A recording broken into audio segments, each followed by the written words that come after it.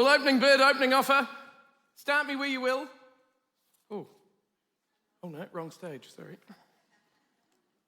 $1 million.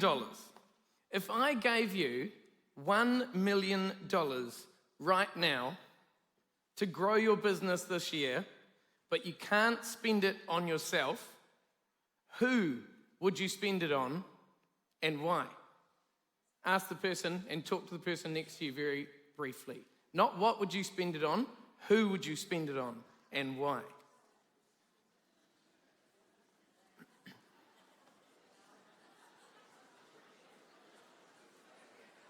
Fantastic.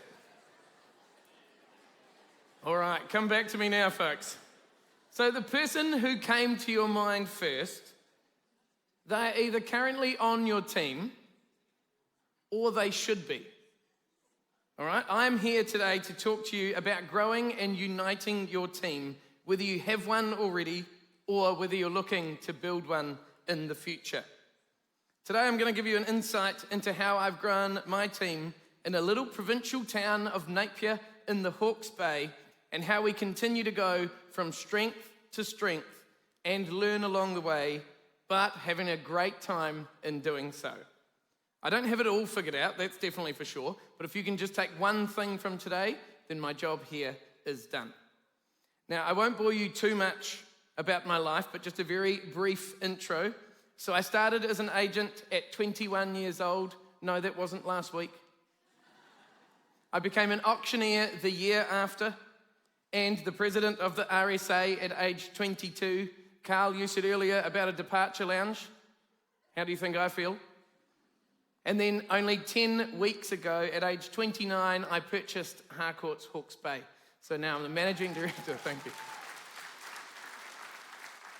So I'm still selling as well as the time being, as well as leading Team Coldicutt and a team of nearly 70 agents and property managers across Hawke's Bay. Why am I not overwhelmed? I am, please send help. No, I'm just kidding. No, I'm not overwhelmed. It is because of how the team was built and how I help unify the team. So let's get straight into it. What even is a team? Well, first of all, when I say my team, I'm not just talking about Team Coldicutt, which consists of myself, 4 other agents, and an executive assistant. I also mean Harcourts, Hawke's Bay. I'm also talking about my family, my fiance, my mentors, and anyone that contributes to the shared outcome that you guys are all working towards.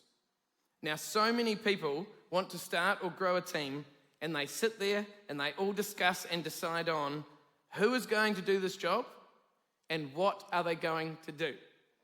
And they forget to include the bigger picture of everyone else and everything else of what I had just explained there. Now, growing a team is not about growing your team is about expanding your impact through others, all right? Not just hiring staff. The sooner you stop thinking about your team as your staff and start thinking of them as your partners in performance, the faster you can all grow together and the more benefits you will all get. But most importantly, and don't forget this part, the biggest benefit is to your client, right? It is so quick sometimes to forget that that is actually the reason you're doing it for, so always bring it back to that. But you don't just need anyone, you need the right people doing the right thing at the right time. You won't always get it right, trust me, that's for sure, but if you give someone a shot, you'll find out soon enough. It is better to do something wrong than not do it at all and wonder what could have been. And hey, if you do something wrong, yes, I said do on stage, then you own up to it, you sort it out, and then you fix it so it doesn't happen again, and you debrief with everybody as to why it happened. Fix the problem first, then figure out why it happened. The key is being laser focused on the vision for your team. Remember what Jim Collins said? Get the right people on the bus, the wrong people off the bus, and the right people in the right seats. Once that is in motion, your team will almost steer itself. Then it is down to the day-to-day. Now, a question that I get asked a lot is, when is the best time to start a team? Well, for me, it's not actually about when you're busy enough to go and start a team or when you think the business will be big enough to grow. It's actually about you as an individual, what your plan is. If you're sitting there as an individual agent or a new agent and you go, yes, one day I would love to lead my own team, then get started on the planning of it. You don't have to grow now, but start the plan. All right, for me, I had a plan to build my own team, and my goal was that I wanted to grow my business first, and this is how I did that. So for me, it was making myself part of the real estate thought. All right, and what I mean by the real estate thought is when someone thinks real estate in Napier, as long as I was considered in that thought and had the opportunity to then go and see them, that was what I wanted to achieve. If I then lost the listing from there, that's my own fault, and that's something I can work on. All right, so you can work on that. That's obviously all your training and your scripts and dialogues. But if you're not in the front door, obviously you can't then use what you've learnt there. So I did that by giving back to my community. So as I mentioned, the RSA. So I run all the Anzac days, I do all of the committees, I'm on the grants committee, welfare committee, and we give a lot back to our community as well through that. I make and run all of their quiz nights. There's charity events, the auctions, sponsorships, and donations. Now what you'll see from those first few on there is that doesn't actually cost you money. All right, you don't have to spend the most amount of money. That is my time, that is my passion, that is what I'm putting into things, and that actually sometimes means a lot more to people than just throwing them to money. Obviously, they'll appreciate the money as well, but it is your time and effort and turning up. Also, advertising in the correct places for you and for your area. All right, and again, you don't have to spend the most amount of money. So for me, when I was starting, it was, I didn't want to put a $200 ad in the newspaper and it be thrown in the bin, and that's $200 I'm never getting back, just an example. So what I did is I did cinema advertising. All right, so it was a set amount per month, and what happened is very quickly I would walk down the street and there was a little kid that would go, "Mum, look, it's the guy from the movies." Right, and that happens so frequently. And it's great because obviously who are they telling? They're telling mum and dad, all right? That then progressed. I've now got the billboards around the city and things like that. So it's just you're that guy and you're making yourself everywhere. So that is putting it in the right areas for you and your area. And then social media. So I would admit that my social media now is not as great as it was when I first started, because obviously my mind went to other things, so that will be something that I'm working on growing again. But what I did discover was that the more I actually spoke about real estate, the less engaged people were.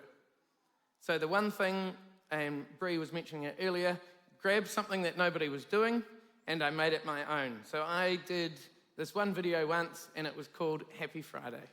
All right, so, and then it turned into a bit of a running gag, and it went every single Friday for 5.5 years. So what would happen is I would wear a suit and I'd wear my tie and I would either prank somebody, do a funny video, and it just ended up being a bit of a Happy Friday, and people would literally message me on Friday and go, "Can't wait for Happy Friday today." So I became the Happy Friday guy. All right, and like I said, they did evolve a little bit into some pranks. The recipient of those pranks was quite often my mother. My poor mother, so I have an example or two here for you to have a look at. Good. Right. Oh, you! Happy Friday!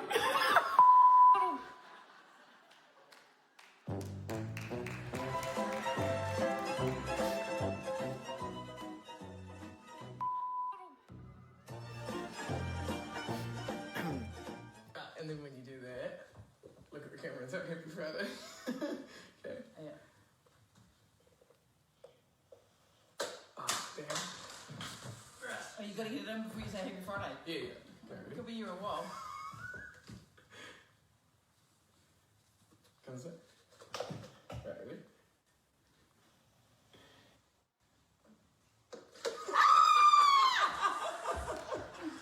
Happy Friday!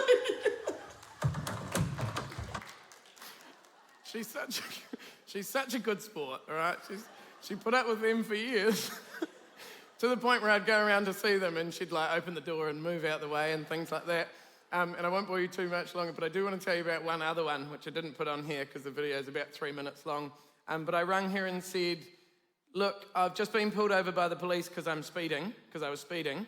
But I told them that the reason I was speeding is that my mother's fallen down the stairs and I need to go and check on her. And she went, what? And I said, but the problem is now they're following me, so can you please lie at the bottom of the stairs? And she went, no, and I went, quick, because I'm nearly there. So I hung up, pulled up, opened the door, and she was lying on the floor. So that was, she hasn't forgiven me for that, it's great. But they do get me back from every now and then. But now that people are dropping out. Oh dear. What, are they in here? Yeah.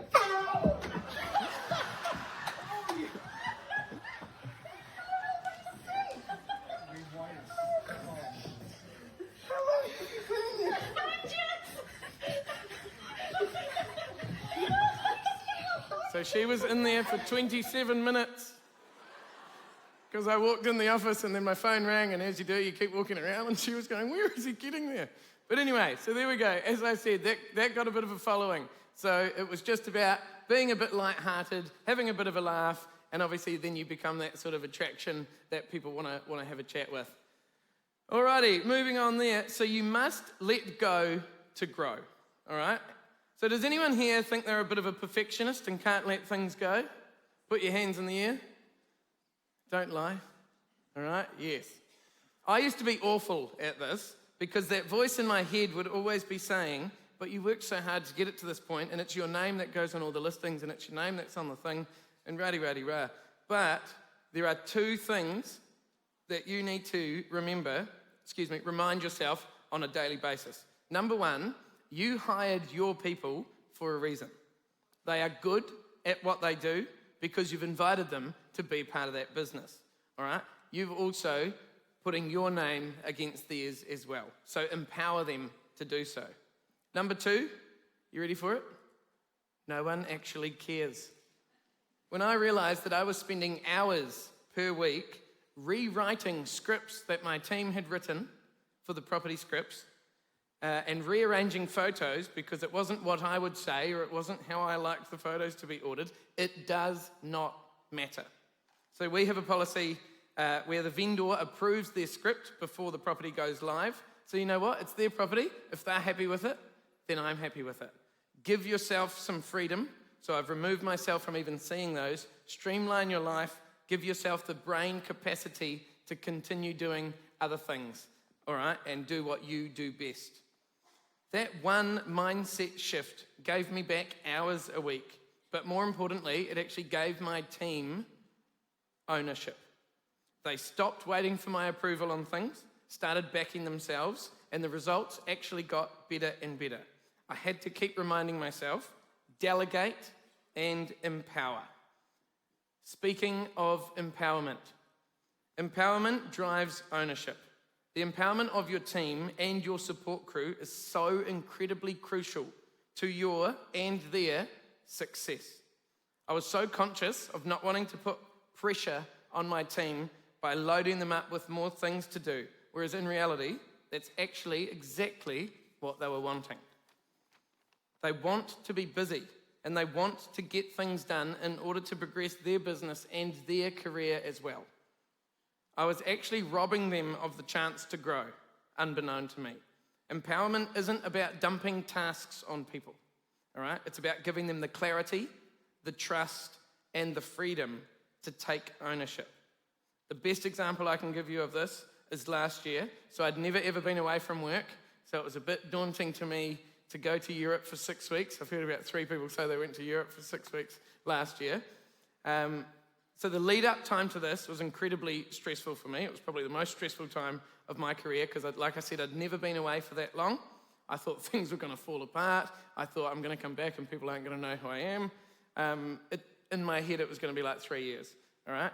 In reality, it was the best quarter of my life and I wasn't even there, all right? So the best thing to happen to my business was that trip for 2 reasons. My team realized They didn't have to ask me things every 5 minutes, all right? They were empowered to make the decision to go and do things, but it also showed me that I could let go of things at the same time. So we've used that trajectory ever since I have come back, and it's working a treat. So give them the space to make decisions, mistakes or not, while making sure that they know that they're supported. Right? If they make mistakes, that's fantastic because they're one step closer to nailing it the next time. So here's how I define it now. Delegation plus trust plus clear outcomes equals empowerment. So no vague requests, not can you just help me with this. Be real, defined responsibility where they can succeed, they can own the outcome, and they can build confidence. And you know what happened once we leaned into that? Our team had a mindset shift. So when people are trusted, supported, and they know what great looks like, they thrive. Right? I know letting go is hard. Trust me, we've been there. But holding on is actually harder and will cost you more in the long run. Empower your people, and you'll be amazed how far they'll carry the mission. All right, culture is a word that's thrown around a lot, isn't it? So we're talking about what it feels like to work here. Creating a positive and inviting culture is so incredibly vital to your business. That is the foundation, because that is your workers, all right? We've built a culture where people love walking in the door. Now, that doesn't happen by accident. It's curated, it's crafted, and it's fiercely protected. If you don't fit that, then you probably won't want to be here, all right? It's not just how people work, but it's how they feel while they work here. So in our office, we celebrate our wins out loud. We prank each other, as you've seen already. All right, we have the awkward conversations really early, so they're actually not even awkward because we've brought them to the forefront. Most importantly, we don't walk on eggshells. Alrighty, that's not good, but I have thrown eggs at Mum before in a prank, but that's another story. It was a fake egg, but she thought it was real. So we've got people who genuinely want to show up, not because they have to, but because they feel like they belong. All right, and that is really important. People feeling like they belong. A team is a group of people who trust each other, and that's what we've built. And absolutely fun and laughter is one of the biggest things. So, real estate attracts a lot of people who like control and recognition. Would you agree with that? I understand it, I see it daily, but here's the deal. If you want to if you want to scale your business to last, stop being the hero and start being the coach. When you stop being the hero and you start being the coach, you actually end up being the hero for a lot more people than you would have originally thought. You also personally will learn a lot more by teaching others, as that's where it sinks in with you and your thought process. So in closing, I want each of you to ask yourself right now, what am I still clinging on to? What's one of those things that I'm clinging on to that I can let go of this week, like close of business on Thursday, so you can go into the long weekend feeling mentally relaxed that you've let go of something that you don't need to be doing? And who in your team is ready for more and just waiting for you to let them step up? I look forward to seeing how you all spend your hypothetical $1 million, and I look forward to hearing your journey on this stage in many years to come. Thank you very much for having me, everybody.